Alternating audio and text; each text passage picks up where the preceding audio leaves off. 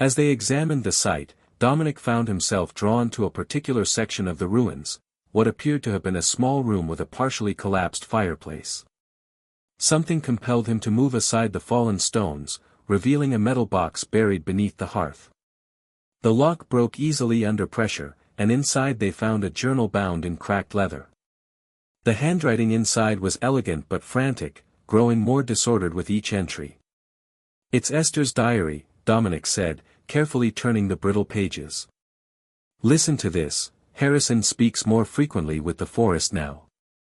He believes the voices offer prosperity, but I sense only hunger in their whispers.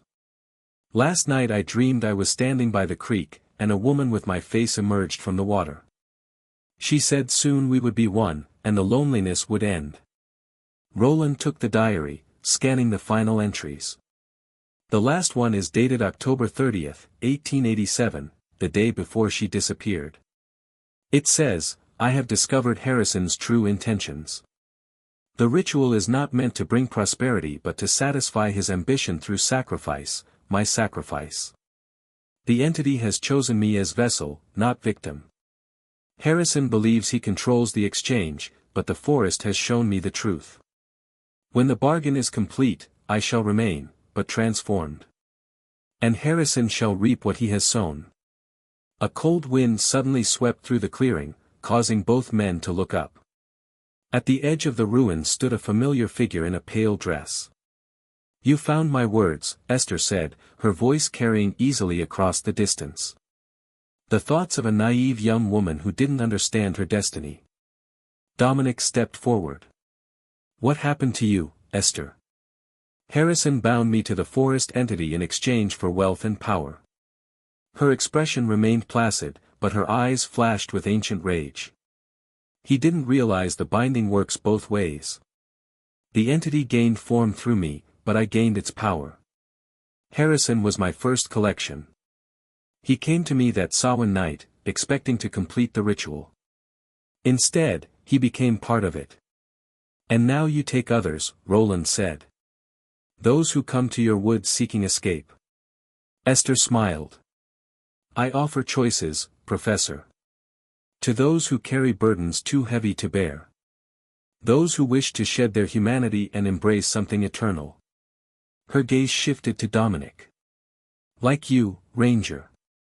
I feel the weight you carry. The memories that haunt your sleep." Dominic felt his chest tighten.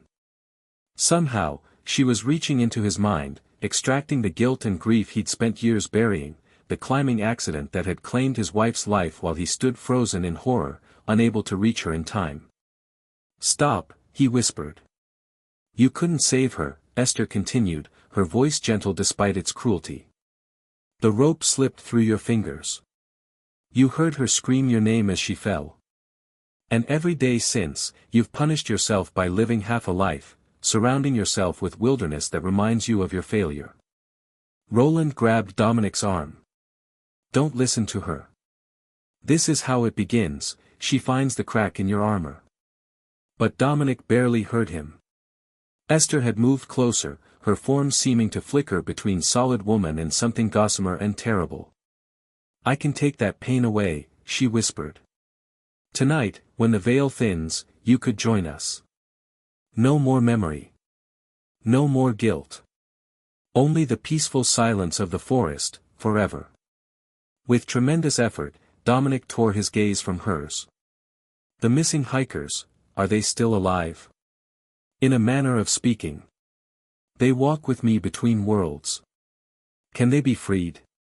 Something like surprise crossed Esther's features. "No one has ever asked for their return. Only their own release." She studied him with new interest. "There is a way. The covenant that binds me could be transferred. A willing exchange, one soul freely given in place of those taken." "Don't even consider it," Roland warned. "She's manipulating you." Esther's form began to fade as sunlight strengthened across the clearing. "Consider my offer, Dominic Thorne. Return at midnight, Halloween night, when the boundaries between realms dissolve. Come to Widow's Creek where it all began." Her eyes, the last part of her to vanish, held his gaze. Come alone, or don't come at all. As her presence dissipated, natural sounds returned to the forest, birdsong, rustling leaves, the distant call of a hawk. Roland grabbed Dominic's shoulders, forcing him to make eye contact. "Tell me you're not considering this," he demanded. Dominic stared at the space where Esther had stood. 3 people, Roland. 3 families without answers. And your sacrifice won't provide those answers. It will only feed her power and continue the cycle. Roland's voice rose with frustration.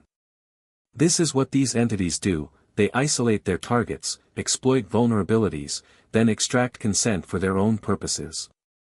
Dominic picked up Esther's diary, carefully placing it in his pack. "We have until midnight to find another way. There must be something in her writings that gives us an advantage." As they hiked back toward the ranger station, the forest seemed alive with whispers just beyond hearing. Twice, Dominic thought he glimpsed pale figures moving between distant trees, watching, waiting, perhaps warning. Whether they were Esther's victims or manifestations of his own fear, he couldn't tell. All he knew was that when darkness fell on Halloween night, he would return to Widow's Creek. With or without a plan. With or without hope of survival. Because some burdens were too heavy to carry any longer, and some failures demanded atonement at any cost. The ranger station buzzed with unusual activity as evening approached. Local police had established a command post in response to reports of strange lights and figures seen throughout Blackwood Park. Halloween always brought thrill-seekers and paranormal enthusiasts to the forest, but this year felt different, charged with anticipation, as though the land itself were awakening. In Dominic's office, maps and documents covered every surface. Roland paced between them, stopping occasionally to reference Esther's diary or consult one of his arcane texts. The professor had been working feverishly since their return from the ruins, searching for any weakness in the covenant that bound Esther to the forest. "I think I understand the mechanics of her binding," Roland said, indicating a diagram he'd sketched. "Harrison didn't sacrifice Esther in the traditional sense. He merged her essence with the forest entity, created a hybrid consciousness that retained Esther's memories and appearance but gained the entity's power and immortality."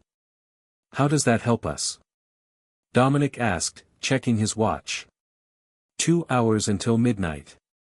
The ritual requires balance, something given, something taken. Harrison offered Esther without her consent, violating the fundamental principle of willing exchange. That violation created a flaw in the binding. Roland tapped Esther's final diary entry. She turned the ritual back on Harrison, but the covenant remained imperfect. That's why she needs to collect souls, to stabilize her existence. And the hikers she's taken? They exist in a liminal state, not fully transformed, not fully human. More like, reserves of energy she can draw upon. Roland looked up gravely. If you offered yourself as exchange, you wouldn't free them. You'd simply join them in that halfway existence, becoming another power source for her to tap. Dominic ran a hand through his hair. Then what's our alternative? We break the covenant entirely. Roland spread out a weathered map of the original Blackwood property. The ritual requires 3 components: the binding site where Harrison performed the original ceremony, the transformation site where Esther was merged with the entity, and an anchor point that maintains the connection. The manor ruins, Widow's Creek, and what else? I believe it's this. Roland pointed to a location marked on the map, a small structure labeled Webb Family Plot. A personal connection to Esther's human life. According to county records, a small cemetery was established on the property when Esther's mother died. It would have contained powerful emotional resonance for her. Dominic considered this. So if we disrupt all 3 sites simultaneously, we might sever the covenant completely. Roland hesitated. But there's significant risk. Breaking such a bond could release unpredictable energy. And we'd need to split up, 1 person at each location. I've already called for backup, Dominic said. Park Ranger Valerie Ortega. She's stationed on the West Ridge. I trust her completely. Roland nodded. Good. She can take the family plot.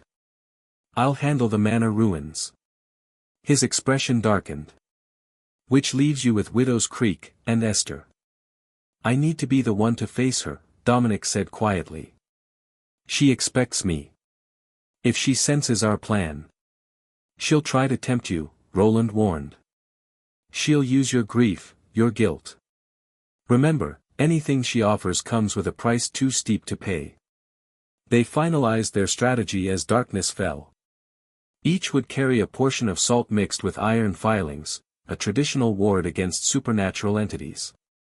At precisely midnight, they would each make a circle at their designated location and recite the reversal incantation Roland had pieced together from his research. The timing had to be perfect. The covenant could only be broken when all three sites were disrupted simultaneously. As Dominic prepared to leave, Roland placed a hand on his shoulder.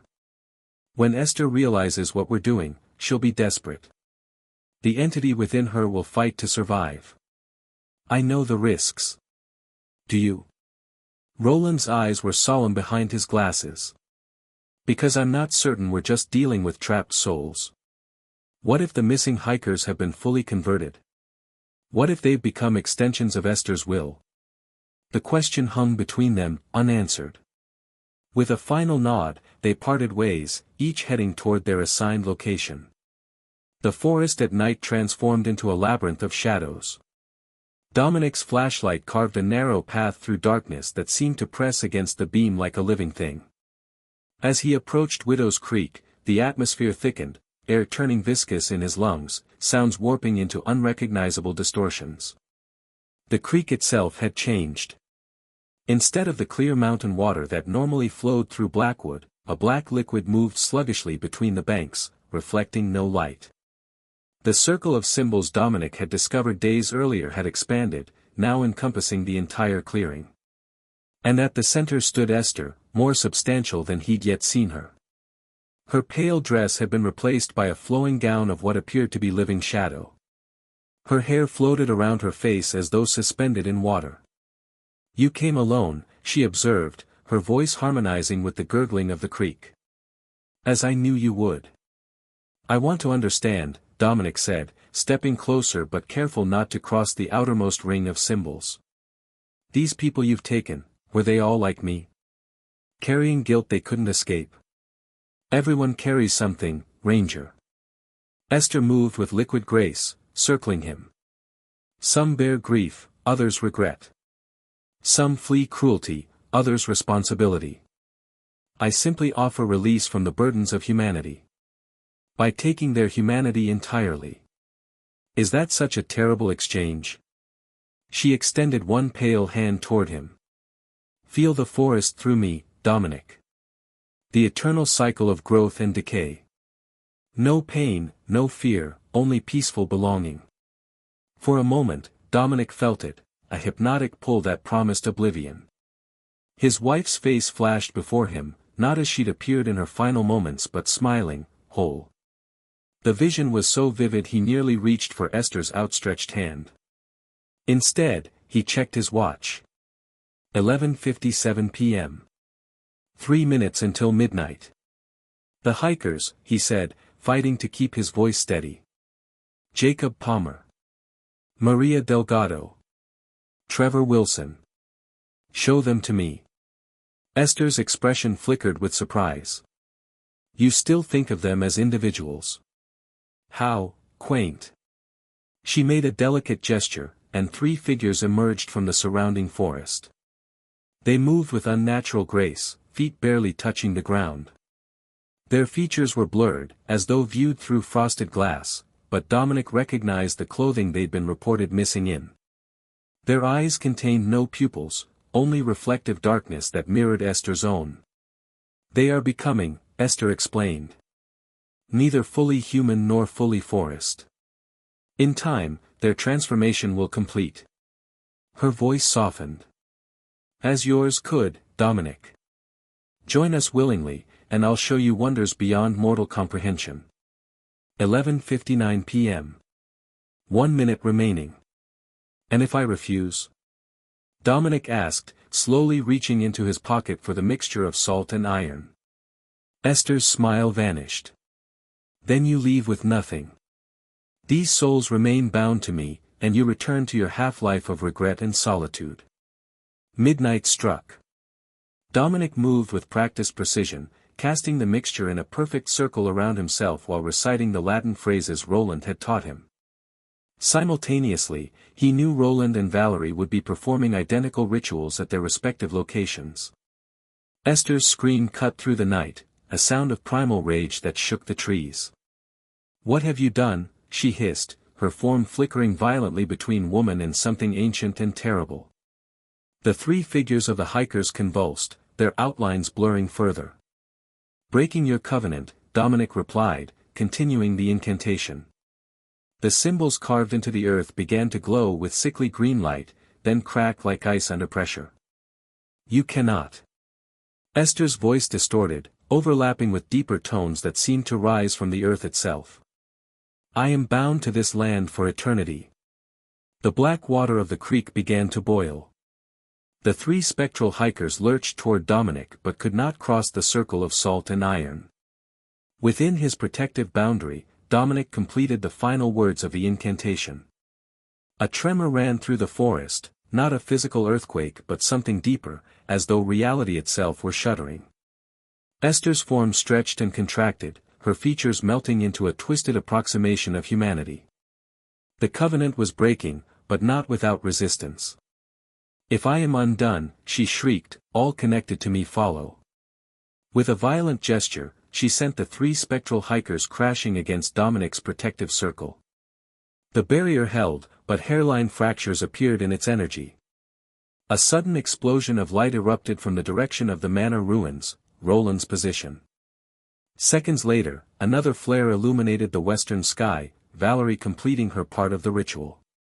The convergence of energy created a triangular current that swept through Blackwood, centering on Widow's Creek. Esther writhed within this current, her form beginning to separate, woman from entity, human from forest. For a brief moment, Dominic glimpsed the true Esther Webb as she must have been in life, a young woman with kind eyes and a determined set to her jaw. Their gazes met across the chaos, and he saw something like gratitude in her expression. Then the separation completed with a thunderous crack. Where Esther had stood, two distinct forms appeared, a translucent female figure that rapidly faded into gentle light, and a writhing mass of shadow that shrieked in defiance before being dragged downward into the earth. The three hikers collapsed to the ground, their features re-solidifying, chests rising and falling with renewed breath. The black water of the creek cleared, returning to natural mountain runoff. Dominic broke his protective circle and rushed to check on the hikers. All three were unconscious but alive, their pulses strong. As he radioed for emergency medical support, he noticed a small object glinting in the mud where Esther had stood, a tarnished silver locket. Inside was a miniature portrait of a young woman with kind eyes and a determined expression. By dawn, Blackwood Park buzzed with activity. Medical teams attended to the recovered hikers, who remembered nothing of their time with Esther. Search parties confirmed Roland and Valerie were safe, though the professor had suffered minor burns from the release of energy at the manor ruins. As the first rays of sunlight filtered through the trees, Dominic stood alone by Widow's Creek. The forest felt different now, lighter somehow, as though a long-held breath had finally been released. "Goodbye, Esther," he whispered, placing the silver locket on a flat stone by the water's edge. A gentle breeze stirred the leaves overhead, carrying what might have been a whisper of thanks. Whether it came from the freed spirit of Esther Webb or was simply the voice of the forest returning to its natural state, Dominic couldn't tell. What he knew with certainty was that the weight he'd carried since his wife's death felt somehow less crushing. Not gone, grief never truly vanished, but transformed into something he could bear. Sometimes facing darkness brought unexpected light. Sometimes saving others meant saving yourself. As he turned to leave, a single white flower bloomed where the locket lay, the first of many that would eventually carpet the banks of what locals would continue to call Widow's Creek, though for entirely new reasons. The covenant was broken. The cycle ended. And somewhere between shadow and light, both the forest and its ranger began to heal.